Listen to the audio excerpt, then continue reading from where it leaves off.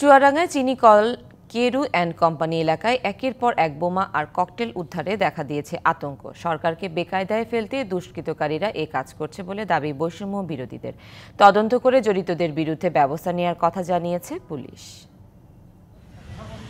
গত 13 ফেব্রুয়ারি কেরু অ্যান্ড কোম্পানির শ্রমিক কর্মচারী ক্লাবের পাশে লাল টেপে মোড়ানো একটি বোমা সদৃশ বস্তু দেখতে পান আনসার সদস্যরা। পরে জানা যায় সেটি বোমা। ওই দিন রাতেই তা নিষ্ক্রিয় করে র্যাব 5-এর বোম ডিসপোজাল ইউনিট।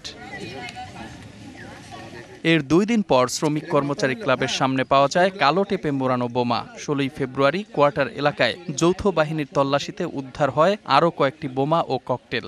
এতে আতঙ্ক ছড়িয়েছে ওই এলাকায়। এখানে 4-5 দিনের ব্যবধানে মোট 6টি ককটেল জাতীয় বোমা সদৃশ্য বস্তু উদ্ধার করেছে আইন শৃঙ্খলা বাহিনী। আমাদের কেরুর ক্যাম্পাসে যে বোমার দৃশ্য পাওয়া যাচ্ছে, এর জন্য আমরা খুব আতঙ্কিত। আমার এই কেরুতে সার্ভিস প্রায় 37 বছর চলছে, এই ধরনের আমি দেখিনি। কালার এক্সপার্ট, জর্জ স্যাপ এবং মাইল্ড অন হ্যান্ডস টেকনোলজি সমৃদ্ধ অরিক্স ক্রিস্টাল ওয়াশ আপনার জুলাই অভ্যুত্থানে হামলাকারী গোষ্ঠী হয়তো সরকারকে বেকায়দায় ফেলতেই এমন ঘটনা ঘটাচ্ছে বলে দাবি বৈষম্য বিরোধী ছাত্র আন্দোলনের নেতাদের। এই পতিত যে শক্তি আছে তাদের একটা হাত থাকতে পারে। আবারও এই বোমা আতঙ্কের মাধ্যমে সরকারি সব প্রতিষ্ঠানকে অকার্যকর করতে যাচ্ছে। অন্তর্বর্তীকালীন সরকার যাতে ব্যর্থ হয় তারা এই প্রচেষ্টায় চালাচ্ছে। কেরু অ্যান্ড কোম্পানি কর্তৃপক্ষ বলছে এরই মধ্যে দর্শনা থানায় মামলা হয়েছে 2টি। এ বিষয়ে তদন্ত করছে পুলিশ।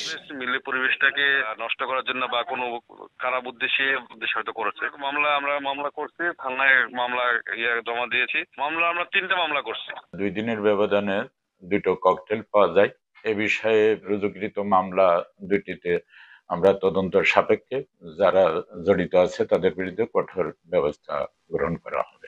এসব ঘটনার সাথে জড়িতদের দ্রুত আইনের আওতায় আনার দাবি কেরুর শ্রমিক ও এলাকাবাসীর। DBC news desk.